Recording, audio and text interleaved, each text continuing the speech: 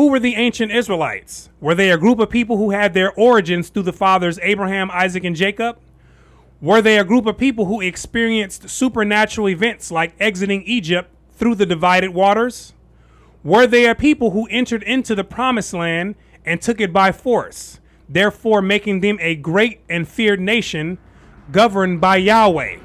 Did their identity originate as described in the Bible, or did it come about in some other way?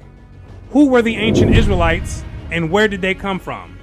That's what we're going to find out as we continue reading in the book, The Bible Unearthed by Dr. Neil Asher Silberman and Dr. Israel Finkelstein. If, as archaeology suggests, the sagas of the patriarchs and the Exodus were legends compiled in later periods, and if there is no convincing evidence of a unified invasion of Canaan under Joshua, what are we to make of the Israelites' claims for ancient nationhood? If the archaeological evidence is suggesting that Moses stretching out his hand to part the Red Sea to allow more than 600,000 people to escape from Egypt didn't actually happen, and that there was no invasion of people led by Joshua coming into Canaan and taking the land by violence, if the evidence is pointing against the biblical narrative, then what is any reasonable person to do about this claim of Israelite nationhood? Who were these people who trace their traditions back to shared historical and cultic events? Once again, archaeology can provide some surprising answers. Now notice that it says archaeology can provide some surprising answers. Now why is archaeology needed to provide these answers? Why can't it just be the bishop, the pastor, or the priest? Why can't they be used to provide these answers? That's because they aren't the most reliable tool for this job, right? They're just going to repeat what the Bible says and keep everyone going in circles. And this is why a tool like archaeology has to be used to get a more accurate answer on who these people were before they became Israelites. Excavations of early Israelite villages with their pottery, houses, and grain silos can help us reconstruct their day-to-day life and cultural connections. Digging and finding various material from people who actually lived during that time is what helped them rebuild their history. And so this is the hard field work that they had to do to come up with the evidence to reach their conclusions. And so what did the tool of archaeology help them discover? And archaeology surprisingly reveals that the people who lived in those villages were indigenous inhabitants of Canaan who only gradually developed an ethnic identity that could be termed Israelite. Uh-oh, what did they just say? The people who lived in these early Israelite villages were indigenous people to the land of Canaan. That means that they were people who were already living in the land of Canaan, and they were not some people who came into Canaan after fleeing out of Egypt and walking through the parted Red Sea. Those are myths and legends which exist in the realm of imagination. But archaeology is a tool that helps determine what actually took place in the physical world of flesh and blood, right? And so what it shows is that the early Israelites were native people. And stay tuned until the end because we're going to find out the name of those native people, who they were before they became Israelites. And a lot of you may pass out from disbelief. So right now is the time for people who are firm Bible believers. If you're a firm believer, right now you want to make an exit, right? If you don't want to question your faith, or if you don't want your faith shaken, right now is the time to exit, right? You shouldn't be watching these type of videos anyway.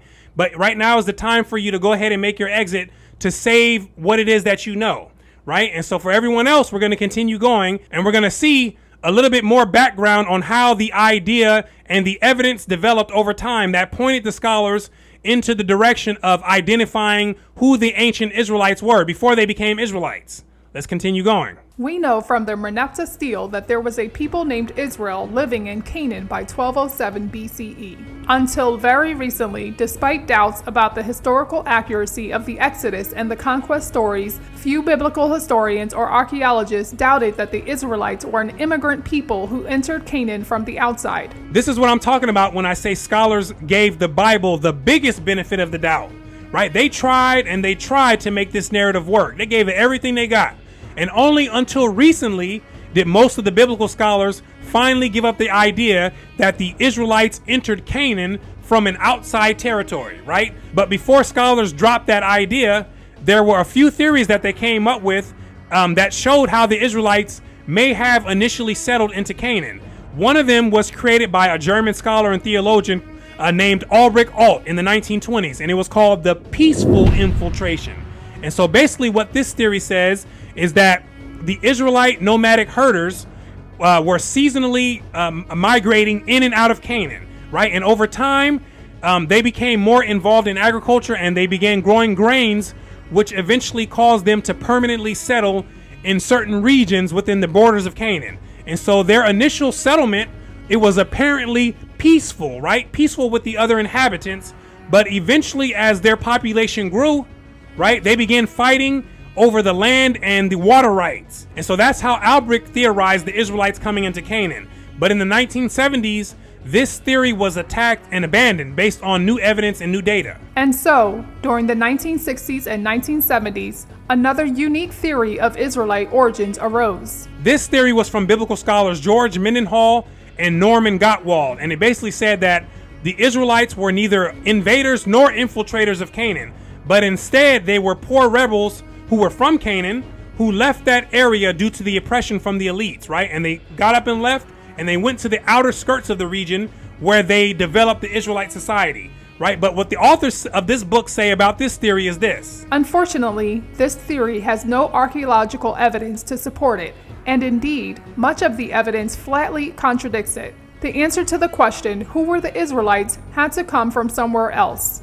The early identifications and wider sociological theories about the early Israelites were based on the decipherment of scattered, fragmentary inscriptions and on the subjective interpretation of the biblical narrative, not primarily on archaeology. The sad fact was that for decades, archaeologists had been looking in all the wrong places for clues to the origins of the Israelites. Which scholars have now learned very well that the destination called all the wrong places is where you're going to end up if you try to use just the Bible to find out who these people were before they became Israelites. Because many of them took the Joshua narrative at face value, they concentrated nearly all their efforts digging the major tells of Canaanite cities such as Jericho, Bethel, Lachish, and Hazor. Today we know that this strategy was mistaken, for while these major tells revealed a great deal about late Bronze Age urban culture, they told us next to nothing about the Israelites. And the Israelites were who they were looking for. And so after 1967, they talk about it in the book,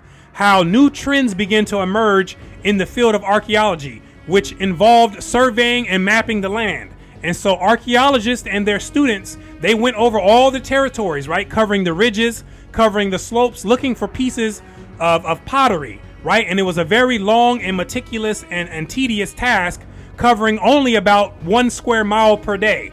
And so they would gather various information which would help them reconstruct the landscape in various periods, right? And it would help them estimate the population during those times. These surveys revolutionized the study of early Israel. The discovery of the remains of a dense network of highland villages, all apparently established within the span of a few generations, indicated that a dramatic social transformation had taken place in the central hill country of Canaan around 1200 BCE. A social change had taken place in Canaan around 1200 BCE. Pay attention. There was no sign of violent invasion or even the infiltration of a clearly defined ethnic group.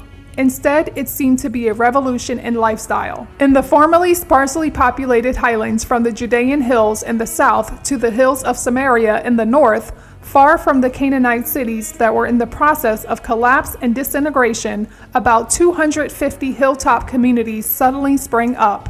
250 communities in the hilltops popped up, far away from the cities in Canaan, which were going downhill.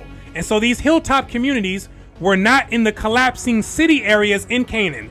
These were in the country areas of Canaan. And guess who was at the hilltop party? Here were the first Israelites. The early Israelites appeared around 1200 BCE as herders and farmers in the hills. They popped up on the scene as sheep herders, right? And caregivers of oxen. That's the life that they knew. Their culture was a simple one of subsistence. This much we know. But where did they come from? They came from the rural highlands as sheep and goat herders. And so what the authors described later on in the pages was how these early nomadic herders traded their sheep and their meat product with the grain that was produced in the settled villages down in the lowland areas in Canaan, right? And they had an interdependent economic system, right? The grain producers who were settled in these city-state areas within Canaan, they would get their meat from the roaming sheep and goat herders, right, up in the hilltops. And so the hilltop herders, they didn't permanently settle because they regularly needed fresh pastures to feed their flock. And so the grain producers, they were able to settle because agriculture doesn't require that type of vast amount of area and land. But in the 12th century BCE, the trading setup that they had was compromised because the settled city areas, they collapsed and they were no longer able to provide surplus grain to the hilltop herders, right? And so the hilltop herders, they couldn't rely on just meat alone. And so they had to adjust and adapt to their new situation, right? And they had to produce grains for themselves. And so as they began to get more involved in grain production and agriculture, they reduced the cattle and their flock sizes, and they reduced their migration patterns. And eventually they permanently settled in Canaan. The process that we describe here is, in fact, the opposite of what we have in the Bible. The emergence of early Israel was an outcome of the collapse of the Canaanite culture, not its cause. The hilltop herders settled and became Israelites because of the collapse of the Canaanite cities. They were not the ones that caused the collapse of the Canaanite cities like the Bible story portrays. And most of the Israelites did not come from outside Canaan. They emerged from within it. As hilltop goat and sheep herders. And what else? There was no mass exodus from Egypt. No Moses parting the Red Sea. And what else? There was no violent conquest of Canaan. No walls of Jericho falling down. And what else? Most of the people who formed early Israel were local people, the same people whom we see in the highlands throughout the Bronze and Iron Ages. They were the same local people. And what was the name of those same local people? Here we go. The early Israelites were irony of ironies, themselves originally Canaanites. Oh, snaps. They've cracked the code. The archaeological evidence is out on the table on who these people were before they became the Israelites. And there's a huge arrow pointing towards the direction of the Canaanites. That's who the evidence says these people were before they culturally distinguished themselves as Israelites. And so what a journey we've just went on, people. What a journey. And so hopefully you have learned something from this commentary that has allowed you to climb one more rung on that ladder out of the pit and into the free world where life is much better and it makes more sense. And so I want to thank you for watching all the way until the end. My name is Brooklyn St. Michael, and I'll see you in the free world.